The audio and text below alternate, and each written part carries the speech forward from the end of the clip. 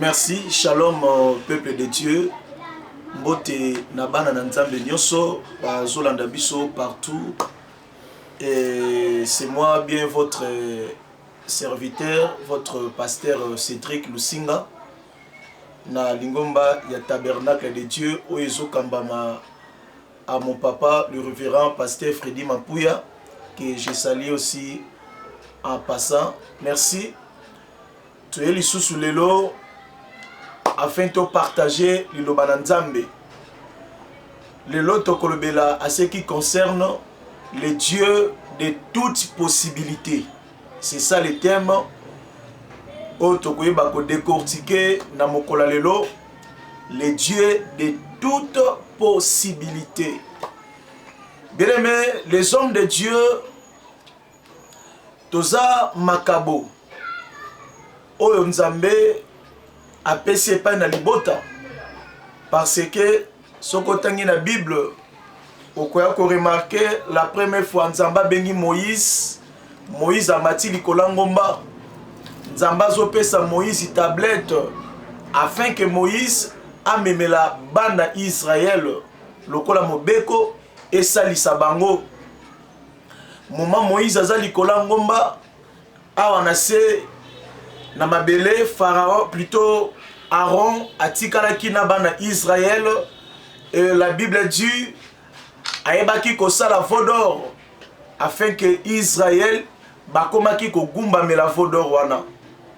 Nzambe ayekobisa Moïse kita omona makambo eza na se.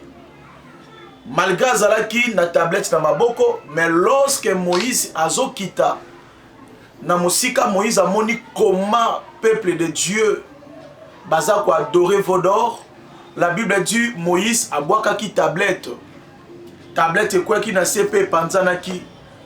Moïse akitaki na se et la deuxième fois Nzambe maintenant bisa Moïse zwa libanga sala tablette. Après Moïse ko sala tablette, Moïse a mati na tablette yango na ngomba par rapport ya maloba na Nzambe. Et Dieu a écrit sur cette tablette ne Moïse akitaki nango. Alors ces deux tablettes, première tablette oyo Moïse azozwa likola ngomba pe azokita nango, c'est rien que la personne de Jésus.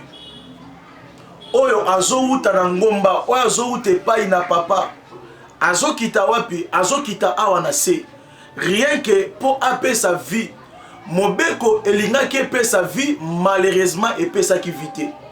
Alors tant le Christ azoya comme première tablette, azoya na kati ya mokili, Israël ba recevra qui était. Bayamba qui était. Bandima qui était lokola Messie. Raison pour laquelle lokola na kati ya mokili koya na ye baboye, Bible bit tablette wana e pasukaki e panzanaki. Or ko panzana tablette, c'est ça la mort de Jésus. C'est ça la mort de Jésus. Il faut kufa parce que ba oyo esengeli ba bomba ye ba yamba ye, ba rejeter ye, ba négliger ye, et fait de fin ba bomi ye même. Donc, ce qui tablette et quoi qui peut panzanaki parce que Israël bandimelaki vodor. Bande ko adorer vodor. Israël déjà andimaki mobali ya liboso ce qui est Moïse. Il a déjà reçu Moïse comme son mari qui est la loi. Yango monitan au Christ azoya tablette zoya. En boya Christ à cause ya mobeko na bango, ya mobeko à Moïse. Et balobi que Jésus a été détruit. Or, Christ n'a jamais venu détruire la loi. Il n'a jamais venu abolir la loi, mais pour l'accomplir. Yangomoni, basala ke fort, Yakoboma, Jésus, Christ de Nazareth. Alors, ce qui tablette est quoi qui? Parce que Moïse a monaki, Israël, bazobumba mela vodor. Alors, deuxième tablette, oyo mena Moïse, a joué bako joie na l'indela libanga, a joué bako taye. Par rapport aussi ya maloba ya Nzambe. C'est ça les hommes de Dieu. Oyo lelo tozalaki ba pierre mabanga oyo ezalaki rejeté. Tozalaki mabanga oyo tozalaki négligé.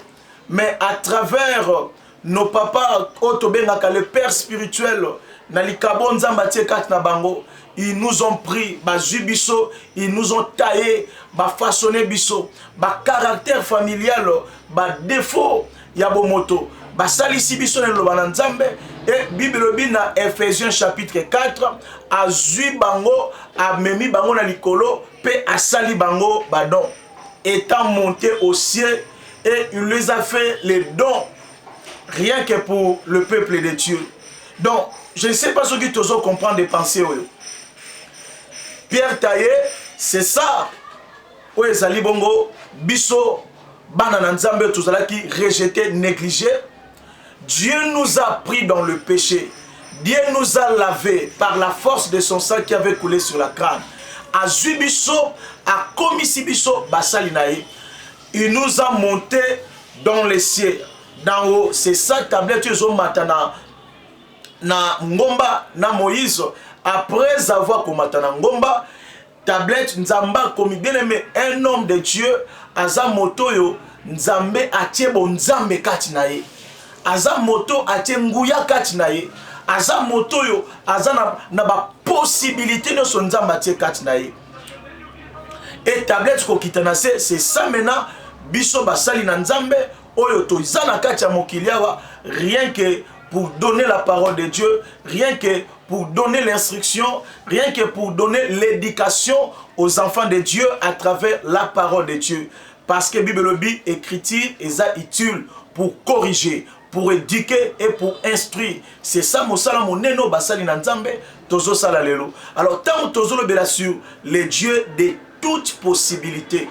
Non, mais quand c'est mal, lelo ko sala introduction, peut-être Mikole Koya, Nenge Nzambe soki akopesa biso bomoy pe soki sumasi akozonga te akomizongela te plutôt je crois tokokoba parce que zali enseignement moko très vaste. Non ça ka introduction lelo. Alors les dieux de toutes possibilités, c'est ça le grand thème to le thème toujours mekempe ko partager. Vous devez savoir ceci mes bien-aimés. Nzambe et pas inabasali nae. Il a mis quelque chose où il a lu jamais t'aurais qu'à expliquer. Deux ans inexplicable. T'aurais qu'à expliquer en côté. J'ai entendu un homme de Dieu. Vraiment, j'avais apprécié Oyalobaki. Qu'est-ce qu'il a dit? Alors, ceux qui ont mis mon hôpital, mon angazana makoki, yakomona malaria, azala makoki, yakomona typhoïde, azala makoki, yakomona ba maladie nyonso, wakokomona. Mais il y a d'autres choses où ba minganga mokili baza limité. Mon frère, monganga ya mokili na kati hôpital, ezana monganga moko te, azala makoki yakomona pauvreté na kati vie ya moto. Même à ba microscope na ye, pauvreté akomona ngote. Et ana munganga moko te akoki ko expliquer le phénomène ya bobola. Akoki webi yana ba maladi musubo ke na mutu na hôpital munganga zolo bake non. Makambo tomoni eza spirituel. Bokene na famille, bolandela na famille, boluka basali na Nzambe. Munganga zoba boluka basali na Nzambe. Donc cela veut dire les hommes de Dieu bazali batoyo Nzambe atie quelque chose précieux kati na bango on a mis sa bomoto tokoki koyeba te. Nous avons un Dieu de toutes possibilités mon frère ma sœur. Mosali na Nzambe aza moto oyo. Donc tant que se présente à liboso na biso boye eza premièrement kolaksa biso chemin ya Christ. Kolaksa biso ce qui est important de faire dans la vie, d'abandonner le mal, de faire toutefois le bien. Nous sommes aussi là, rien que pour augmenter aussi foi na yo. Pour augmenter foi na yo. Parce qu'il y a beaucoup de gens qu'on dit déjà Kiti Bango, qu'on dit déjà quoi. Mais j'aimerais dire à quelqu'un de Kozolandanga, nous avons un Dieu qui a toute possibilité. Azara Makoki Nyonso. Le Dieu que nous servons a la possibilité. Yakoyeba ko bimisa moto. Premièrement, naba lien ou ezali familial. La première des choses, le Dieu que nous servons, le Dieu de la Bible, a toute possibilité. Yakobi Misamoto, Nakati Yabalien, Ezali familial.